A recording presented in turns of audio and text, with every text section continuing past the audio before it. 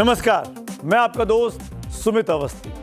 शाम के 7 बजने वाले हैं। वक्त है चक्रव्यूह का, यानी CHAKRAVIEW। हमारे पहले हफ्ते के काम का रिस्पॉन्स जो आप सबसे मिला है वो बहुत एनकरेजिंग है, यानी उत्साहवर्धक है। ऐसे ही आपकी कसौटी पर खरा उतरने की कोशिश हमेशा करते रहेंगे। आपकी राय के आधार पर ही आज का शो भी हमने तैयार किया है। तो सबसे पहले चक्रव्यूह का मेन्यू क्या है वो जान लेते हैं। तो आज जो पहली स्टोरी हमारे मेन्यू में है वो है उमर खालिद को लेकर, शर्जिल इमाम को लेकर, जिसे सुप्रीम कोर्ट से आज बेल नहीं मिली है। कहां पर यह मामला फंस गया? उनके साथियों को जमानत मिल गई, लेकिन इन दोनों को जमानत क्यों नहीं मिली, इसको विस्तार से आपको समझाऊंगा। कुछ बड़े चेहरे भी इस शो में मेरे साथ जुड़ेंगे इस मुद्दे को लेकर। आज के मेन्यू में एक और बड़ी स्टोरी थी। 11 जनवरी को सोमनाथ जा रहे हैं प्रधानमंत्री मोदी। आखिर नेहरू ने क्यों बनाई थी सोमनाथ मंदिर से दूरी? इसका भी संपूर्ण विश्लेषण आज चक्रव्यूह में होगा, क्योंकि पीएम मोदी ने एक लेख लिखा है और उसमें पूर्व प्रधानमंत्री जवाहरलाल नेहरू पर कई तरह के टिप्पणियां भी की हैं। चक्रव्यूह में आज दिल्ली सरकार भी होगी, जहां कड़ाके की ठंड में लोगों का जीना मुहाल होता जा रहा है। दिल्ली में सर्दी जबरदस्त है। इंतजाम कैसे हैं जानेंगे दिल्ली के लोगों से और दिल्ली की सरकार से। और मेन्यू की चौथी number story, Delhi to Dehradun, यानी अंकिता भंडारी को इंसाफ दिलाने के लिए कैसे हुजूम उमड़ा है सड़कों पर, यह भी आपको जरूर देखना चाहिए। तो ये 4 बड़ी कहानियां हमने अपने मेन्यू में दी और पब्लिक व्यू जानना चाहा कि पब्लिक का व्यू, इस पर रिस्पॉन्स सोशल मीडिया पे क्या आता है। वो आंकड़े आपके सामने अब दिखा देता हूं। अलग अलग प्लेटफॉर्म को जोड़कर जो आंकड़े हमारे पास आए, तो सबसे कम जो स्टोरी इन 4 में पसंद की गई है वो दिल्ली की सर्दी की स्टोरी है कि दिल्ली में सर्दी से इंतजाम कैसे किए गए। 13% लोग देखना चाहते हैं। पायदान नंबर नीचे से जो तीसरी पायदान है वो मोदी का जय सोमनाथ। मोदी ने जो सोमनाथ मंदिर के बारे में लेख लिखा, नेहरू जी पर टिप्पणियां की, 16% लोग इस खबर को देखना चाहते हैं। स्टोरी नंबर 2 जो हमारी आई है, स्टोरी नंबर 2 जो है वो अंकिता भंडारी को लेकर है। अंकिता को इंसाफ कब मिलेगा? 33% लोग इस खबर को देखना चाहते हैं। बहुत दिलचस्पी है। उत्तराखंड का मामला नहीं, अब ये देश भर की लड़कियों की सुरक्षा का मामला बनता जा रहा है। और पहले नंबर पर जो स्टोरी आई है वो उमर खालिद पर सुप्रीम फैसला। 38% लोग इस खबर को देखना चाहते हैं। तो कुल पोल का नतीजा बहुत साफ है। उमर खालिद, अंकिता भंडारी, प्रधानमंत्री मोदी का लेख और दिल्ली में सर्दी के इंतजाम। बारी बारी से स्टोरीज पर बात करते हैं। सबसे पहले बात करेंगे उमर खालिद की स्टोरी की। आज सुप्रीम कोर्ट से उमर खालिद और शर्जिल इमाम को कोई भी राहत नहीं मिली। देश की सबसे बड़ी अदालत ने दिल्ली दंगों के आरोपी उमर और शर्जिल को जमानत देने से इनकार किया। दोनों दिल्ली दंगे केस में आरोपी हैं। आज कोर्ट में लंबी सुनवाई हुई। प्रोसिक्यूशन और उमर शर्जिल के वकील दोनों तरफ से दलीलें दी गई। कोर्ट में दिल्ली पुलिस की तरफ से दी गई दलीलें बहुत ज्यादा भारी पड़ी। सुप्रीम कोर्ट ने क्लियर कर दिया कि यह कोई मामूली मामला नहीं है। यह सुप्रीम कोर्ट का कोर्ट है कि यह कोई मामूली मामला नहीं है शर्जिल इमाम और उमर खालिद को लेकर। आपको याद दिला दे, उमर खालिद पर 2020 के दिल्ली दंगों की बड़ी साजिश का आरोप है। वही शर्जिल इमाम के भाषणों को सुनकर देश 6 बरस पहले हिल चुका है, ऐसा उन पर इल्जाम लगा। उमर खालिद और शर्जिल इमाम की ओर से आज सुप्रीम कोर्ट में यह दलील दी गई कि हम बरसों से जेल में हैं। ये उनकी दलील का हिस्सा है कि हम बरसों से जेल में हैं, ट्रायल आगे नहीं बढ़ रहा है। इस पर सुप्रीम कोर्ट ने 2-2 कह दिया कि ट्रायल में देरी अपने आप में जमानत का लाइसेंस नहीं बन सकती। हालांकि इसी केस में दूसरे जो 5 आरोपी थे उनको 12 शर्तों के साथ सुप्रीम कोर्ट ने जमानत दे दी। वहीं सुप्रीम कोर्ट ने कहा कि उमर और शर्जिल अगले 1 साल तक सुप्रीम कोर्ट में जमानत याचिका दाखिल नहीं कर सकते हैं। सुप्रीम कोर्ट ने कहा कि सभी आरोपियों के खिलाफ मामले एक जैसे नहीं हैं। कोर्ट ने माना कि उमर खालिद और शर्जिल इमाम की भूमिका और आरोप अन्य आरोपियों के मुकाबले अधिक गंभीर है, इसीलिए उनके मामले में जमानत देना सही नहीं है। हालांकि उमर खालिद और शर्जिल इमाम के वकीलों ने लंबे समय से जेल में रहने और ट्रायल में देरी को जमानत का एक महत्वपूर्ण कारण बताया, लेकिन सुप्रीम कोर्ट ने साफ कहा कि ट्रायल में हो रही देरी जमानत देने का ट्रम्प कार्ड नहीं हो सकता। खासकर यूएपीए जैसे संगीन मामलों में देरी अपने आप ही जमानत के लिए पर्याप्त नहीं है। सुप्रीम कोर्ट ने दिल्ली पुलिस को 1 साल के अंदर सभी गवाहों के बयान दर्ज करने का भी निर्देश दिया। हालांकि कोर्ट ने यह भी कहा कि गवाहों की जांच पूरी होने या अब से 1 वर्ष के अंदर जो भी पहले आए, उमर और शर्जिल जमानत के लिए फिर से निचली अदालत में जा सकते हैं। यानी एक उम्मीद की किरण उमर और शर्जिल के लिए कोर्ट ने छोड़ी है। दिल्ली पुलिस और प्रोसिक्यूशन ने उमर के साथ साथ शर्जिल पर 2020 के दिल्ली दंगों में लार्जर कॉन्स्पिरेसी के आरोप लगाए हैं।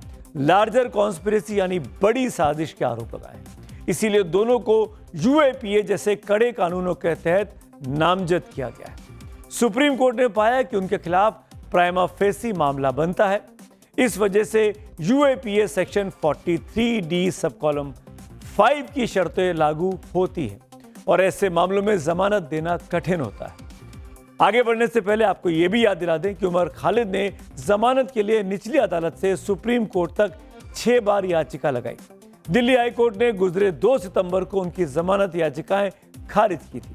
हाई कोर्ट ने अपने आदेश में कहा था कि प्रारंभिक तौर पर शर्जिल और उमर की भूमिका गंभीर लग रही है। उन पर सांप्रदायिक आधार पर भड़काऊ भाषण देकर भीड़ को उकसाने के भी आरोप लगे हैं। इसके बाद सभी आरोपी सुप्रीम कोर्ट पहुंचे थे। सुप्रीम कोर्ट में 10 दिसंबर को सभी पक्षों की दलीलें सुनी और अपना फैसला आज के लिए सुरक्षित रख लिया था और आज अपना फैसला कोर्ट ने सुनाया। उमर खालिद की जमानत पूरे देश की निगाहें थी। देश ही क्यों, अमेरिका तक से उमर के लिए आवाजें उठी थी। हाल ही में आपको याद होगा कि चक्रव्यूह में पिछले हफ्ते हम दिखा चुके हैं कि न्यूयॉर्क के नए नवेले मेयर जोरान ममदानी भी उमर खालिद को एक चिट्ठी लिख चुके हैं। अपनी चिट्ठी में ममदानी ने उमर को लिखा कि हम सब तुम्हारे बारे में सोच रहे हैं। सिर्फ इतना ही नहीं, 8 अमेरिकी सांसद भी उमर खालिद का समर्थन कर चुके हैं और उनकी जमानत की पैरोकारी करते रहे। डेमोक्रेट जिम मैकगवर्न ने जैसे लोग लेटर लिखकर भारतीय सरकार से मांग की कि खालिद को जमानत दे दी जाए, लेकिन दोनों पर आरोप ही इतने गंभीर लगे हैं कि सुप्रीम कोर्ट ने जमानत देने से आज भी इनकार कर दिया। यानी ममदानी भारतीय मामलों में जो दखलंदाजी करने की कोशिश कर रहे थे, उसको भी सुप्रीम कोर्ट ने एक न सुनी। कोई असर सुप्रीम कोर्ट पर नहीं पड़ा। खालिद और शर्जिल अभी जेल में रहेंगे। बाकी 5 को सशर्त जमानत दी गई है। शर्जिल इमाम 28 जनवरी 2020 से जेल में है। वहीं उमर खालिद 13 सितंबर 2020 से हिरासत में थे। सुप्रीम कोर्ट के फैसले के बाद उमर खालिद के साथी बनो ज्योत्सना लाहिरी ने सोशल मीडिया प्लेटफॉर्म एक्स पर एक पोस्ट शेयर किया है। अपने पोस्ट में मिस लाहिरी ने लिखा कि उमर ने बातचीत के दौरान कहा कि जिन लोगों को जमानत मिली है उनके लिए मैं बहुत खुश हूं, मुझे राहत है, अब तो जेल ही मेरी जिंदगी बन गई है। मिस लाहिरी ने यह भी लिखा कि जब उन्होंने उमर से कहा कि वो अगले दिन मुलाकात के लिए आएंगी तो उमर ने जवाब दिया, ठीक है आ जाना, अब तो यही मेरी जिंदगी है। आज सुनवाई के दौरान उमर खालिद के पिता भी सुप्रीम कोर्ट में मौजूद थे। बेटे को जमानत नहीं मिलने पर पिता सैयद कासिम रसूल इलियास ने क्या प्रतिक्रिया दी, इसे भी सुन लीजिए। जो भी कहना चाहते हैं वही। नहीं, कुछ नहीं कहना है। जो जजमेंट आ गया वो आपके सामने है, उसमें क्या कहने की जरूरत है। जो भी कहना चाहते हैं वही। नहीं, कुछ नहीं कहना है। जो जजमेंट आ गया वो आपके सामने है, उसमें क्या कहने की जरूरत है।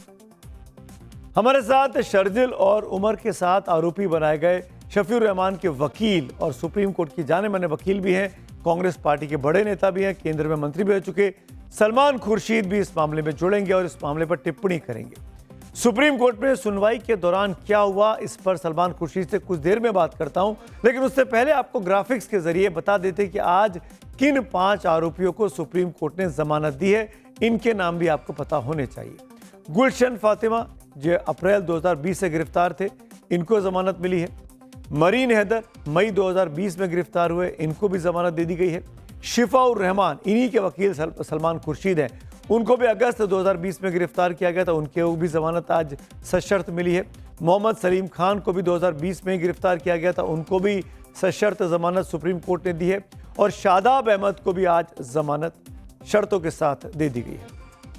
और अब बात करते हैं कांग्रेस के सीनियर लीडर और पूर्व विदेश मंत्री सलमान खुर्शीद से, जो इस वक्त हमारे साथ जुड़ गए हैं। सलमान साहब, शुक्रिया वक्त निकालने के लिए। आप रहमान साहब की पैरोकारी भी कोर्ट में कर रहे थे। उमर खालिद और शर्जिल इमाम की जमानत याचिका सुप्रीम कोर्ट से रिजेक्ट हुई है। 5 को जमानत दे दी गई, सशर्ती सही, पर इन दोनों को रिजेक्ट कर दिया गया, इनकी बेल प्ली को। क्या क्या रिएक्शन है आपका? उसको अभी विस्तार से मैंने पढ़ा नहीं है जजमेंट को। मैंने वो हिस्सा पढ़ा है जो शफीउर रहमान के बारे में था, उसको ज़रूर मैंने पढ़ा है। उसमें सुप्रीम कोर्ट ने कुछ लोगों में डिफ्रेंसिएशन किया है, किसका ज़्यादा हस्तक्षेप था, किसका ज़्यादा रोल था, जिसका कम रोल था। उसको इत्मीनान से और विस्तार से पढ़ेंगे तभी कुछ कहा जा सकता है। लेकिन हाँ, हम लोग सबका यही मानना था, जो भी जिसके लिए भी बहस कर रहा था, हमारा सबका ये मानना था कि 6 वर्ष बहुत होते हैं। 6 वर्ष में अगर अभी तक सरकार जो है या जो प्रोसिक्यूशन है वो अभी केस शुरू भी नहीं कर पाया, अभी तक उसका चार्जशीट फाइल होने के बाद चार्जेस भी फ्रेम नहीं हुए हैं, तो वो बहुत समय होता है। और ऐसा तो ऐसी कोई समस्या है नहीं जिसमें कि और केसेस में जो लोगों पर उदारता दिखाई गई है वो यहाँ ना दिखाई जाती। लेकिन अब इसको और विस्तार से पढ़ने के बाद ही कुछ और कहा जाएगा। लेकिन सलमान भाई, आपने ये तो देखा होगा ना कि दोनों को अब ये भी कहा गया कोर्ट के द्वारा कि 1 साल के लिए जमानत के लिए सुप्रीम कोर्ट का रुख नहीं कर सकते हैं। इसको आप कैसे देखते हैं? देखिए, ये नहीं कहा है कि आप 1 साल बेल प्ली तक नहीं जा सकते हैं। अगर कोई परिवर्तन आता है, जो स्थिति में परिवर्तन आता है, तो क्यों नहीं बेल में जा सकते हैं। लेकिन कोर्ट ने ये कहा है कि अगर 1 साल तक आपको कोई डेवलपमेंट, आपको केस आगे बढ़ता हुआ नहीं दिखता है, तो 1 साल के बाद आप यकीनन आप बेल के लिए फिर से जा सकते हैं। ये एक मौका दिया है ताकि आदमी को ये ना लगे कि अब साल, 2 साल, 3 साल, 4 साल तक हम बंद ही रहेंगे। जी, ये मौका दिया गया है कि कोर्ट को भी एक मौका है कि वो जल्द से जल्द मामले को आगे बढ़ाए।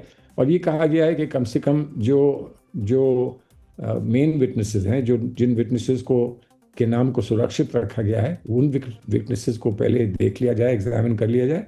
और अगर ये ऐसा हो जाता है तो उसके बाद साल भर में अगर ये नहीं भी होता तब भी आपको मौका मिलेगा। तो ये एक मौका दिया गया है, कोर्ट ने एक मौका दिया है, इसका स्वागत होना चाहिए। लेकिन सलमान भाई, ये भी बताइए ना कि बीजेपी ने प्रेस कॉन्फ्रेंस की बाकायदा, और वो कह रहे हैं कि ये तो झटका है उनके विरोधियों के लिए, आप लोगों के लिए। इस पर क्या कहना है आपको? और इससे कांग्रेस का इसका क्या लेना देना है साहब? कांग्रेस ये मानती है कि जो हमारी व्यवस्था है, हमारी कानून की कार्रवाई होती है और जो हमारी संवैधानिक व्यवस्था है उसको अपहोल्ड करना चाहिए। और कोर्ट ने इस बात को बार बार कहा है कि जो आर्टिकल 21 है उसका पूरा सम्मान होना चाहिए। तो ये हमारे देश के लिए संविधान की बात को अगर कोर्ट सामने रखकर कुछ फैसले करता है तो उसका स्वागत होना चाहिए। ये कहना कि किसका झटका है और किसके विरोध में ये हुआ है, इसमें कोई सेंस नहीं है, कोई बात बनती नहीं है। जी सलमान भाई, रिक्वेस्ट है मेरी आपसे, कुछ देर मेरे साथ बने रहिएगा, क्योंकि अगली स्टोरी पर भी मुझे आपकी प्रतिक्रियाओं की जरूरत पड़ेगी, क्योंकि आप देश के विदेश मंत्री की भूमिका भी निभा चुके हैं। अगली कहानी की ओर बढ़ते हैं। बात बांग्लादेश और भारत के बीच जो तनाव हो रहा है क्रिकेट प्लेयर्स की वजह से, उसका रुख कर लेते हैं। शाहरुख खान की आईपीएल टीम केकेआर में बांग्लादेश के क्रिकेटर मुस्तफिजुर रहमान की एंट्री को लेकर पिछले दिनों काफी विवाद हुआ। बीजेपी नेता संगीत सोम से लेकर कई हिंदूवादी संगठनों और कई कथावाचकों ने विरोध किया कि आखिरकार मुस्तफिजुर रहमान क्यों हिंदुस्तान में आकर आईपीएल के मैच खेलेंगे। नतीजा ये हुआ कि केकेआर और बीसीसीआई ने मुस्तफिजुर रहमान को रिलीज कर दिया, यानी वो अब टीम का हिस्सा नहीं है, यानी वो आईपीएल खेलने हिंदुस्तान में इस साल नहीं आएंगे। इससे एक नया विवाद खड़ा हो गया। देश के लोगों को समझाया बीसीसीआई ने, केकेआर ने, तो मामला विदेशी हो गया, अंतर्राष्ट्रीय हो गया। आईपीएल 2026 से मुस्तफिजुर रहमान को बाहर करने के बाद भारत और बांग्लादेश के क्रिकेट बोर्ड आमने सामने हैं। बांग्लादेश क्रिकेट बोर्ड ने अपनी टीम को T20 वर्ल्ड कप के लिए भारत भेजने से मना कर दिया है और मैच श्रीलंका में कराए जाने की अब मांग कर दी है। आपको बता दें कि इस बड़े टूर्नामेंट की मेजबानी भारत और श्रीलंका संयुक्त तौर पर मिलकर कर रहे हैं। ICC men's T20 world cup tournament का 7 फरवरी से आगाज होना है। तय कार्यक्रम के मुताबिक बांग्लादेश को अपने सभी ग्रुप स्टेज मैच भारत में खेलने थे। उसके 4 में से 3 मुकाबले कोलकाता में और 1 मैच मुंबई में शेड्यूल। ऐसे में जब ये बांग्लादेश कह रहा है कि वो अब हिंदुस्तान नहीं आएगा, इसीलिए वो रिक्वेस्ट कर रहा है कि इन मैचेस को शिफ्ट कर दिया जाए भारत के बाहर, यानी श्रीलंका में। हरभजन सिंह ने बांग्लादेश में हालिया घटनाओं को गलत बताते हुए कहा कि भारत सभी टीमों की मेजबानी के लिए तैयार है, लेकिन भारत आना या ना आना बांग्लादेश और आईसीसी के बीच का मसला है। सुनते हैं पूर्व क्रिकेटर हरभजन सिंह को। देखिए, ये एक ऐसा मुद्दा है जिसमें मुझे लगता है कि जैसा जो पिछले कई दिनों से हमने देखा है, जो घटा है कि जिस तरीके से चीज़ें हुई हैं, तो ऑब्वियसली बांग्लादेश अब नहीं आना चाहती है भारत, क्योंकि जिस तरीके का माहौल है और जो बांग्लादेश में हुआ वो भी गलत हुआ। और मुझे लगता है कि ये उनका एक डिसीजन है विच आईसीसी नीड टू सी कि क्या करना है क्या नहीं करना है। भारत में देखिए, हम ऐसे लोग हैं जो हम हर किसी का वेलकम करते हैं, बट अगर किसी को नहीं आना है तो दैट इज़ देयर चॉइस कि उनको आना है या नहीं आना है।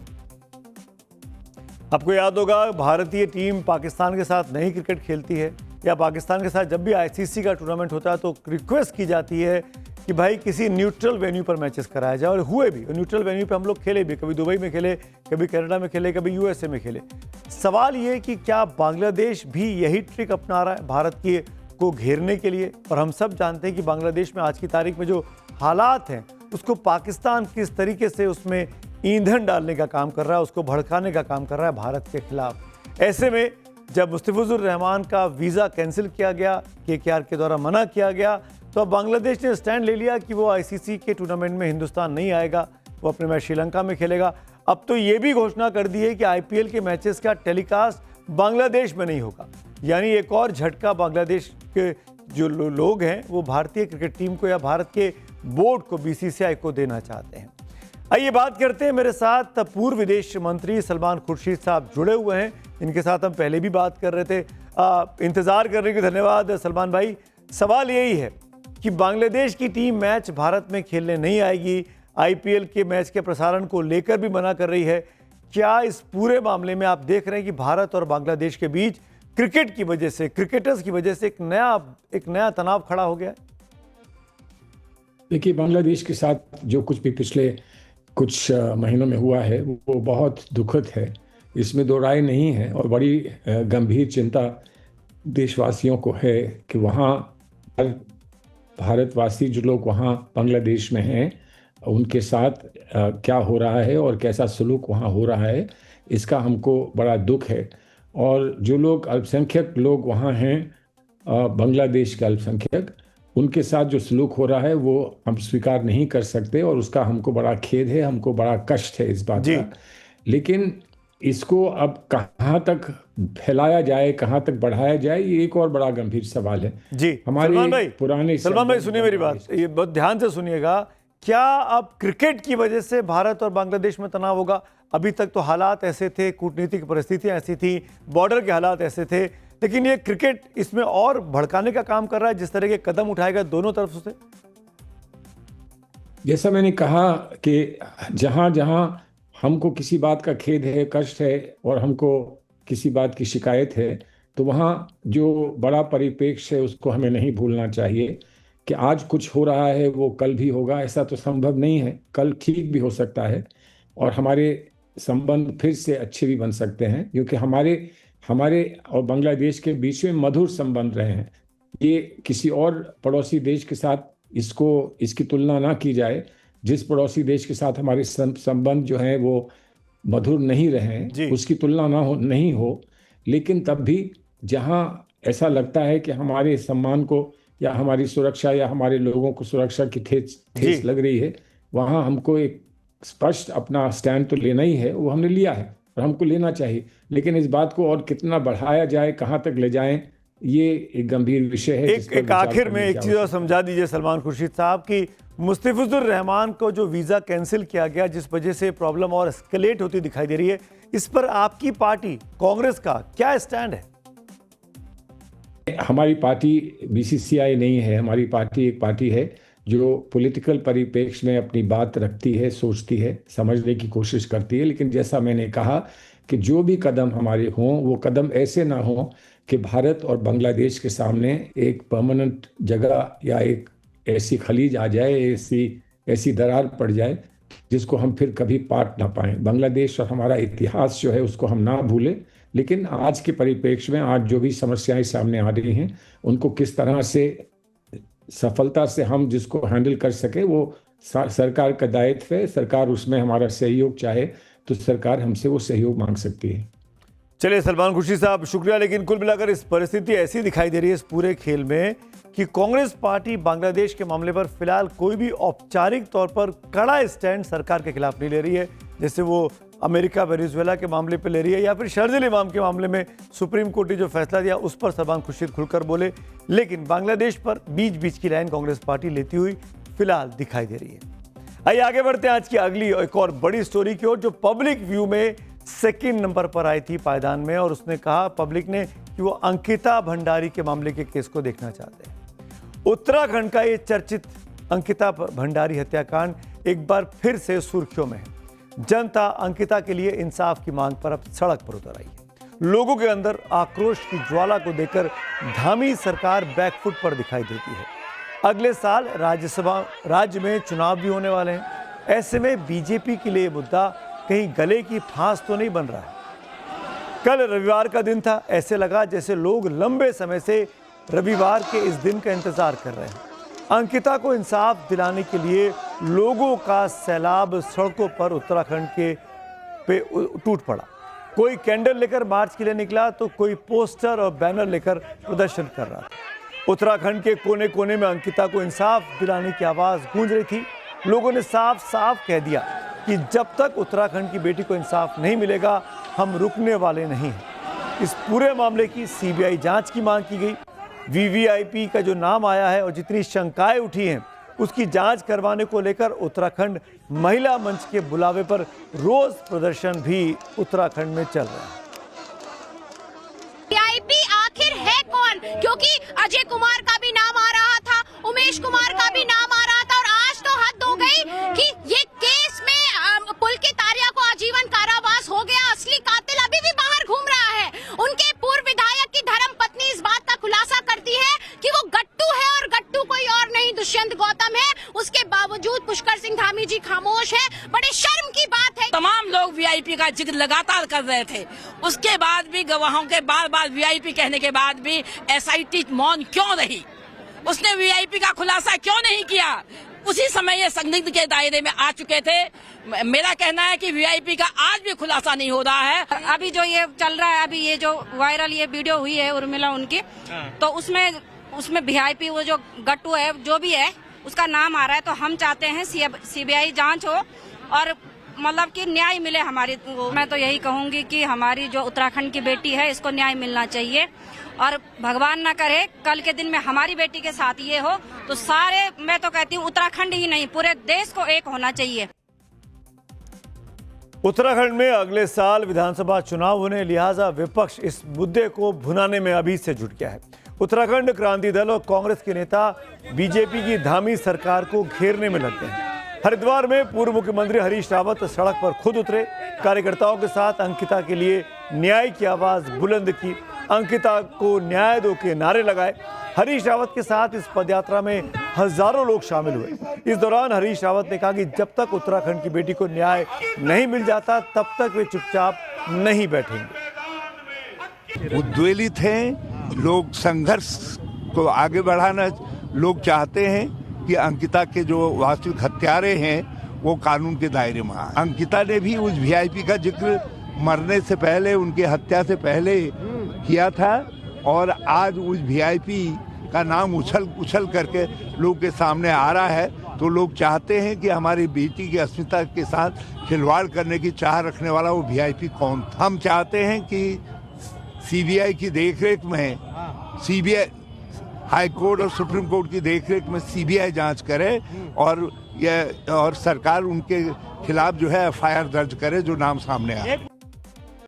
कांग्रेस लगातार सवाल उठा रही है। अंकिता केस में धामी सरकार बैकफुट पर दिखाई दे रही है। जनता भी जवाब मांग रही है। सीबीआई से जांच की मांग की जा रही है।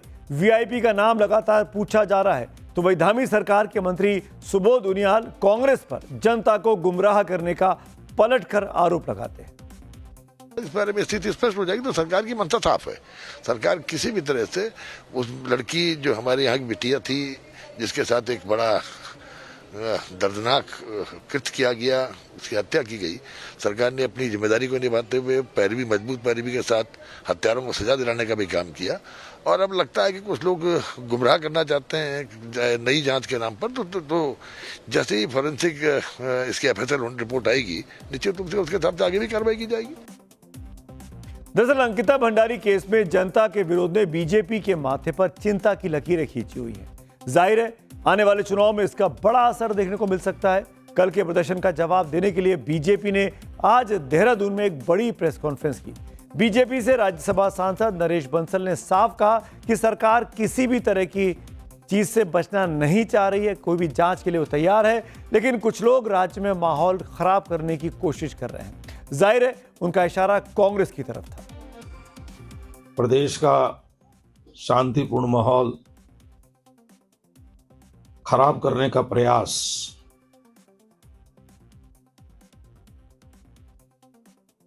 उन तत्वों के द्वारा किया जा रहा है जिनको राजनीतिक रूप से जनता पूरी तरह से नकार चुकी है। वो हमारी बेटी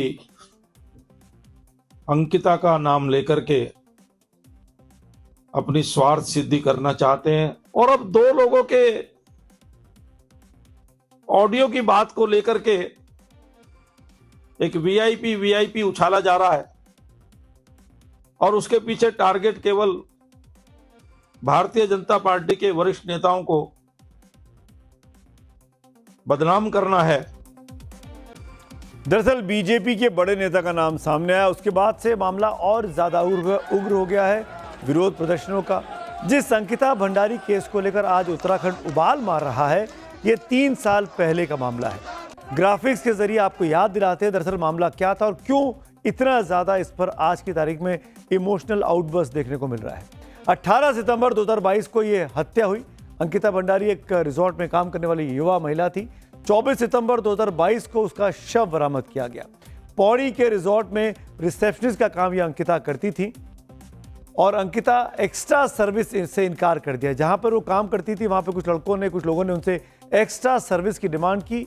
एक्स्ट्रा सर्विस इन्होंने देने से इनकार किया, जिसके बाद वहां पर उनकी हत्या हुई और पहले वो गायब हो गई, फिर उनकी डेड बॉडी मिली और फिर रिजॉर्ट संचालक सहित 3 लोग बाद में दोषी कराए गए। SIT बनी, हाईकोर्ट ने मामला सुना, सुप्रीम कोर्ट तक मामला गया और 3 लोग दोषियों को उम्र कैद की सजा सुनाई गई। जिस रिजॉर्ट में ये एक्स्ट्रा सर्विस की डिमांड की गई थी, जहां पर ये अंकिता भंडारी काम कर रही थी, उसको बुलडोजर से JCB से ढहा भी दिया गया था। ये सब कुछ हुआ था और इसीलिए क्योंकि बीजेपी के बड़े नेता थे इन दोषियों के जो नाम सामने आए हैं, जिनको सजा मिली है। और अब एक बड़े बीजेपी नेता का नाम सामने आया एक ऑडियो टेप में और उसमें एक VIP का जिक्र है जो बीजेपी का अभी राज्यसभा के सांसद हैं और इसीलिए बार बार ऑडियो वायरल होने के बाद अब यह विवाद बढ़ता जा रहा है। जनता भी प्रदर्शन कर रही है और कांग्रेस पार्टी भी प्रदर्शन में काफ़ी हद तक साथ दे रही है और कह रही है कि ये जो VVIP जिसका नाम गट्टू के तौर पर लिया गया है उस पर कार्रवाई क्यों नहीं की जा रही है। दुष्यंत गौतम वो नाम बताया जाता है जो कि बीजेपी के राज्यसभा सांसद हैं। उनका नाम उस बातचीत में जो कि एक ऑडियो वायरल क्लिप हुई है उसमें उनका नाम एक महिला ले रही है और कह रही है कि वो बीजेपी नेता की धर्मपत्नी है। उनके पति के साथ ये मामला किया गया था, उनके सामने कहानी सामने आई थी। अंकिता के लिए न्याय की आवाज अब उत्तराखंड से भी बाहर निकल चुकी है। दिल्ली के जंतर मंतर में भी उत्तराखंड के लोगों ने प्रदर्शन किया। मेरठ की चौधरी चरण सिंह यूनिवर्सिटी में भी अंकिता के लिए इंसाफ को लेकर प्रदर्शन हुआ, जिसमें बड़ी संख्या में छात्र छात्राएं शामिल हुए। प्रदर्शन के दौरान अंकिता भंडारी को न्याय दो, दोषियों को फांसी दो और न्याय में देरी, न्याय से इनकार जैसे नारे लगाए गए। प्रदर्शनकारियों ने दोषियों की तत्काल गिरफ्तारी, मामले की फास्ट ट्रैक कोर्ट में सुनवाई, पीड़ित परिवार को सुरक्षा और उचित मुआवजा देने की मांग की है।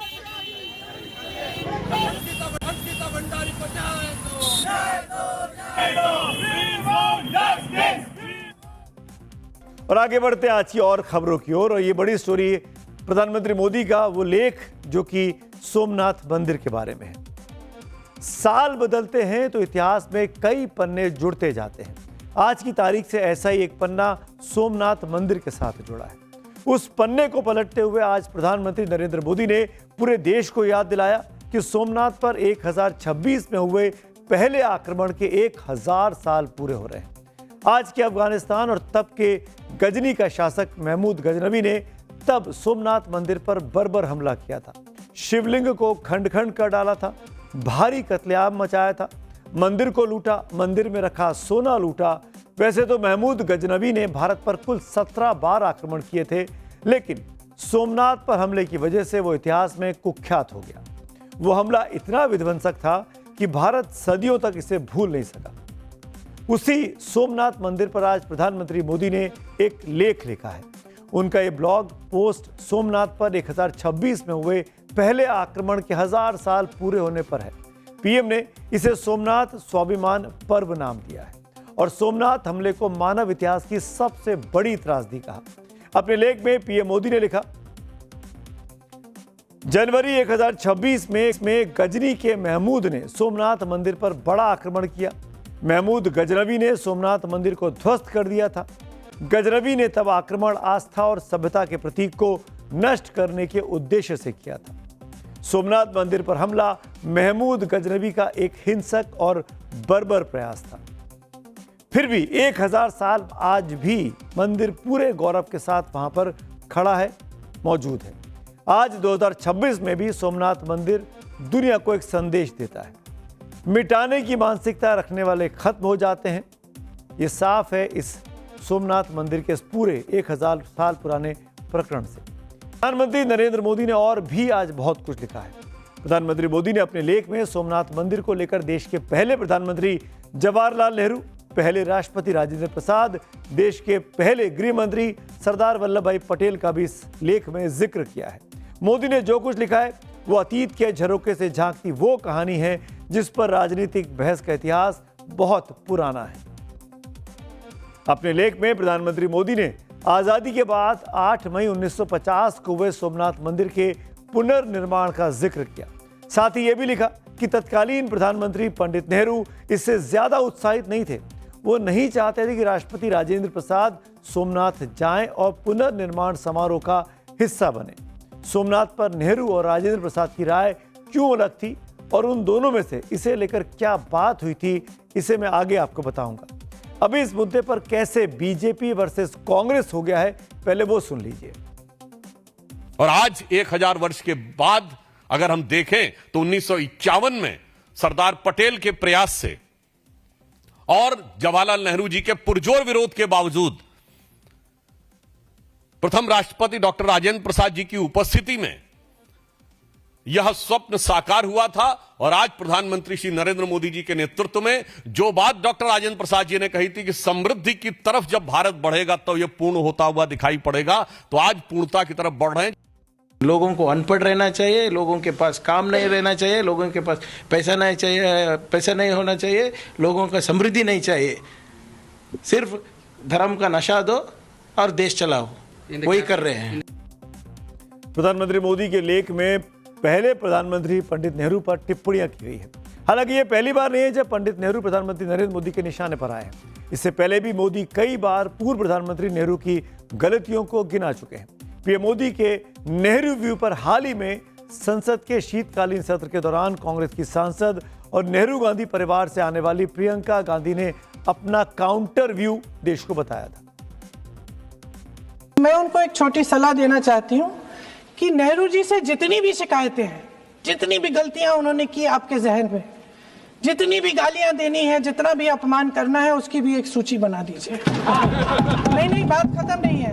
999 अपमान, 9999 अपमान, सूची बना दीजिए और फिर हम एक समय निर्धारित करते हैं। जैसे हमने 10 घंटे आज वंदे मातरम पर हमने बहस किया है ना, उस तरह से हम अध्यक्ष महोदय जी से पूछेंगे, एक समय निर्धारित करेंगे, 10 घंटे, 20 घंटे, 40 घंटे, जितने घंटों में आपकी ये शिकायत पूरी हो जाए, माननीय सदस्य आप शांत हो जाए और हम बहस कर लेंगे। जैसे अंग्रेजी में कहते हैं कि once and for all let's close the chapter,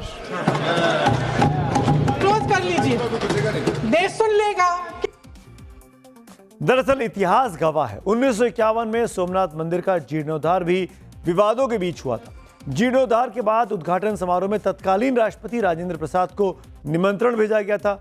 इसी निमंत्रण को लेकर पूर्व प्रधानमंत्री जवाहरलाल नेहरू और पूर्व राष्ट्रपति राजेंद्र प्रसाद के बीच एक राय नहीं बन पाई थी, जिसका जिक्र बार बार किया जाता है। 2 मार्च 1951 को जवाहरलाल नेहरू ने राजेंद्र प्रसाद को पत्र लिखकर कहा था कि आपका सोमनाथ मंदिर के उद्घाटन में जाने का विचार मुझे पसंद नहीं आया, ये महज एक मंदिर दर्शन नहीं है। पूर्व राष्ट्रपति राजेंद्र प्रसाद ने नेहरू की सलाह को दरकिनार करते हुए तब जवाब लिखा था, मेरी अपने धर्म में आस्था है, मैं खुद को इससे अलग नहीं कर सकता।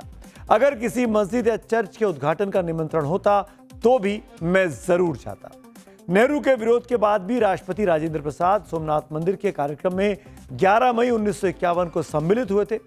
मशहूर पत्रकार दुर्गा दास ने अपनी ही किताब India from Curzon to Nehru and after में लिखा है कि तब नेहरू इतने नाराज हुए थे कि उन्होंने सूचना प्रसारण मंत्रालय को निर्देश जारी करके राष्ट्रपति के मंदिर कार्यक्रम के प्रचार प्रसार पर रोक लगा दी थी।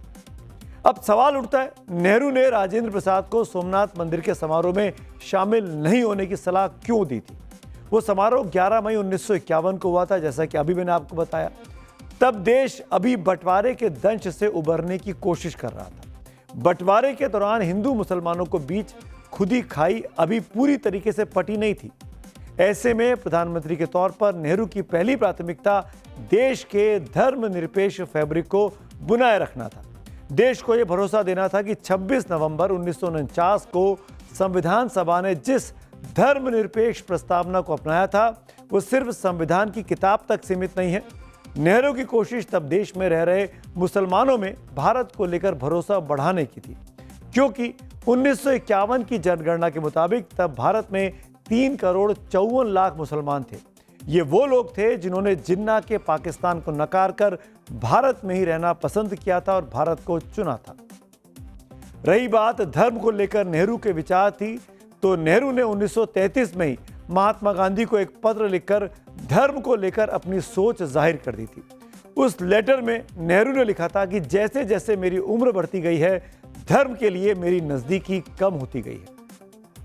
1936 अपनी आत्मकथा में भी पंडित नेहरू ने लिखा कि संगठित धर्म के प्रति हमेशा मैंने दहशत ही महसूस की है।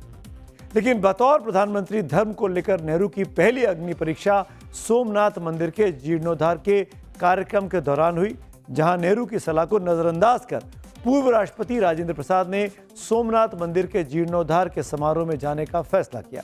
और आज करीब 74.5 साल के बाद प्रधानमंत्री नरेंद्र मोदी ने उस वाक्य को एक बार फिर याद किया है और कांग्रेस को कटघरे में खड़ा किया है। अब आइए बात करेंगे आज की अगली कहानी की, और ये अगली कहानी दिल्ली में सर्दी के बढ़ते सितम की है। और ये सितम सिर्फ सर्दी का नहीं है, सर्दी की व्यवस्था को लेकर भी है। पूस की अंधेरी रात, आकाश पर तारे ठिठुरते हुए मालूम होते थे। मुंशी प्रेमचंद की पूस की रात कहानी की इन पंक्तियों के 100 साल से भी ज्यादा हो चुके हैं। इन 100 सालों में देश ने अंग्रेजों को भारत छोड़कर जाते हुए देखा, कई सरकारों को आते जाते देखा, लेकिन सर्दी की ठिठुरन वाली रात में बेघर लोग किन हालातों में हैं, उन्हें समझने के लिए देश की राजधानी से ज्यादा सही जगह और क्या हो सकती है। हर साल सर्दी के मौसम में दिल्ली वालों पर दोहरी मार पड़ती है। एक और कड़ाके की सर्दी तो दूसरी ओर सांस पर संकट। तमाम सरकारी दावे और व्यवस्था जमीन पर आकर दम तोड़ने लगती है। दिल्ली वालों ने 11 महीने पहले ही अपने लिए नई सरकार चुनी है। आज की तारीख में डबल इंजन नहीं बल्कि ट्रिपल इंजन वाली सरकार दिल्ली में चल रही है। केंद्र की सरकार यहाँ बैठती है, दिल्ली की अपनी सरकार भी रेखा गुप्ता चला रही है, और सिविक सुविधाओं के लिए 16,500 करोड़ के बजट चलने वाली दिल्ली नगर निगम में भी बीजेपी की सरकार है। लेकिन दिल्ली की जनता सर्दियों में पिछले साल भी मर रही थी और इस साल भी तड़प रही है। हम बात कर रहे हैं उन लोगों की जो दिन भर मजदूरी करते हैं, रात भर फ्लाईओवर, फुटपाथ या सड़क पर खुले आसमान के नीचे काटते हैं। यही वो लोग हैं जिन पर सर्दी अब कहर बनकर 60 साल टूट रही है। अलग अलग रिपोर्ट में दिल्ली में ठंड की वजह से लोगों की मौत की अब खबर आनी शुरू हो गई है।